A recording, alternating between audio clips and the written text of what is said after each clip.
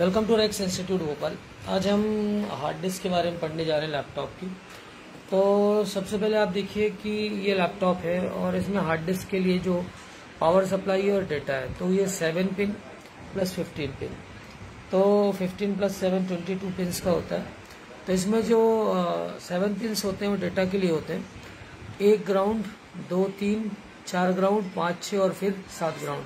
तो 2 और 3 5 और 6 डेटा होता है और इसके लिए देखिए कैपेसिटर लगे होते हैं यहाँ पर, ठीक है। और ये फिर डायरेक्ट एसओसी के थ्रू या पीसीएच के थ्रू क्या होता है, कनेक्ट होता है।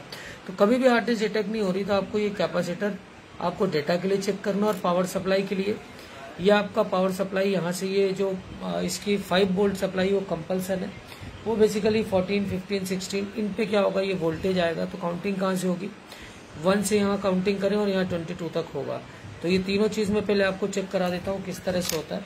तो सबसे पहले देखिए, अगर कभी भी हार्ड डिस्क डिटेक्ट नहीं हो रही तो कैपेसिटर हार्ड डिस्क पहले चेक कर लें, और उसके बाद आपको ये चेक करना, जैसे एक नंबर एक ग्राउंड है तो ये रखा हमने, और एक ग्राउंड के साथ क्या होना चाहिए, बीप। ये बीप आ रही है।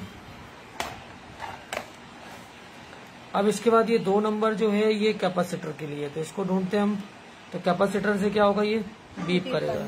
ये देखिए बीप आ रहा है। 3 नंबर भी क्या करेगा, बीप करेगा। फिर देखिए 4 नंबर ग्राउंड आएगा और 7 नंबर ग्राउंड आएगा, ये ग्राउंड। अब इसके बाद ये और ये देखिए सीधा सीधा यहाँ पर ट्रैक भी बना होता है, तो ये भी बजेंगे। देखिए ये, और इस तरह से ये आपके 4 कैपेसिटर, 1 2 3 4, और यहाँ से 2 3 5 6 पर ये बजना चाहिए। इसके बाद ये जो सेकेंडरी स्टेप डाउन है, इससे क्या होना चाहिए, सप्लाई बजनी चाहिए। तो ये भी हम देखेंगे यहाँ पर किस तरह से होता है। तो ये चीज भी आपको यहाँ से काउंटिंग करके क्या होना चाहिए, बजना चाहिए। तो ये इस तरह से ये बीप करेगा। ये सेकेंडरी स्टेप डाउन का मॉसफेट लगा 5 वोल्ट का और 3 वोल्ट का।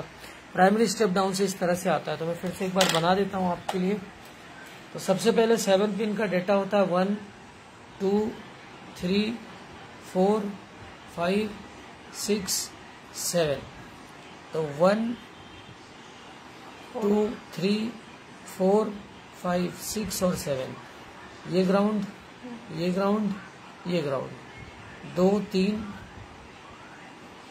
1 2 3 4 5 6 7, ये हो गया डेटा, ये हो गया डेटा। ये कैपेसिटर्स होंगे रास्ते में इसके बीच में, जो मैंने अभी आपको चेक कराया। इसके बाद इस 7 के बाद यहाँ से काउंटिंग 8 9 10 11 12 13 14 15 16 17 18 19 20 21 22। अब आपको यहाँ पर जो 8 9 10 है, यहाँ पर 3 वोल्ट है, वो हमें यहाँ पर चाहिए नहीं, ठीक है। इसके बाद आपका जो 11 12 13 है, ये आपका क्या हो जाएगा, ग्राउंड। फिर यहाँ से 14 15 और 16 ये हो जाएगा 5 वोल्ट। ऐसे आपको इसमें चेक करना होता है। और ये आपका जो 5 वोल्ट है यहाँ पर आपको मिल जाना चाहिए। अगर ये 5 वोल्ट नहीं मिल रहा है तो भी हार्ड डिस्क क्या नहीं होगी, डिटेक्ट नहीं करेगा। और ये डेटा की कैपेसिटर खराब है तो भी आपको क्या होने वाली है, दिक्कत होने वाली है, ठीक है। इसके बाद 20 21, अब देखते हैं एक बार काउंटिंग देख लेते हैं। 8 9 10 11 12 13 14 15 16, फिर आपका 17 18 19 20। इसके अलावा जो नॉट कनेक्टेड है वो 20 है, 21 है और 22, ये एनसी है। आपको मेन इस पे ध्यान देना है, ठीक है। यहाँ पर वोल्टेज मिलना चाहिए। तो हार्ड डिस्क अगर डिटेक्ट नहीं हो रही, साटा पोर्ट तब चेक करना हमें जब हार्ड डिस्क क्या नहीं हो रही है। हार्ड डिस्क जब भी डिटेक्ट नहीं होती, यही चीज बता रहा हूँ, इसको ध्यान से समझ लीजिए, आपकी प्रॉब्लम सॉल्व है। कैपेसिटर और ये सप्लाई।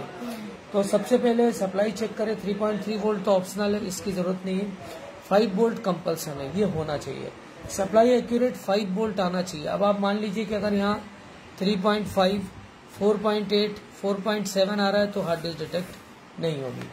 5 वोल्ट कभी कभी डायरेक्ट आता है, कभी कभी क्या हो जाता है, डायरेक्ट आ जाता है। और कभी कभी कोई सा इसके बीच क्या लगा होता है, स्विच भी लगा होता है। तो स्विच चेक कर लीजिए।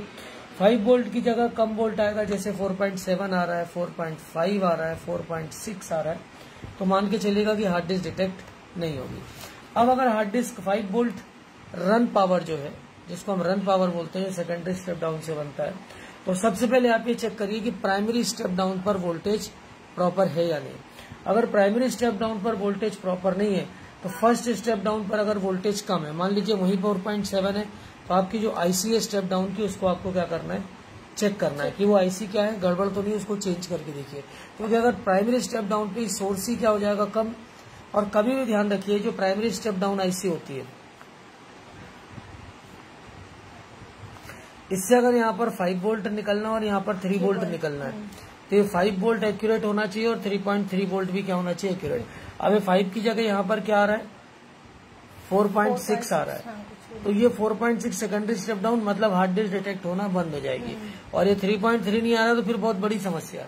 ठीक है, तो अगर अब यहाँ पर लगे कैपेसिटर आप चेक करिए, कंपोनेंट चेक करिए, और ज्यादातर चांसेस होते हैं कि जो स्टेप डाउन आईसी है उसकी बेसिक रिक्वायरमेंट यहाँ पर क्या नहीं हो रही, पूरी नहीं हो रही, तो वो भी चेक करना है। तो ये चीज आपको ध्यान रखना है।